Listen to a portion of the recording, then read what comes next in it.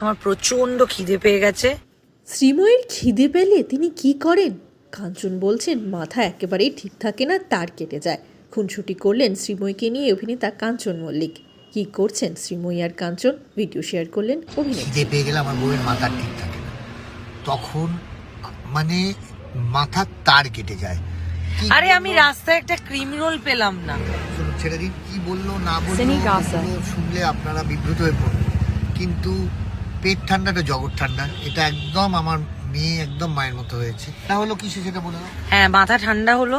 এই যে হলো, আমি খেতে এসেছি ক্লাব কচুরি, তার সাথে একটুখানি একটা লঙ্কার চাটনি আর আলুর সবজি আর একটা মিষ্টি চাটনি। এইটা ছড়িয়ে এখন খাবো, এখনো খাইনি। একটা তার আগে একটা কি বলে ওটাকে খেলাম আমরা, একটা বড়া পাও হয়ে গেছে, একটা সিঙ্গাড়া হয়ে গেছে, একটা ফেবড়া হয়ে এই গেছে। আমি আর তুমি একসাথে খেয়েছো। ওই। হ্যাঁ, ফালতু কথা সবসময় এরকম বলে আমায়। ঠিক আছে, খেয়ে নি। এবার খেয়ে তারপর বাড়ির পথে যাব, বাড়িতে গিয়ে রান্না করব। রান্না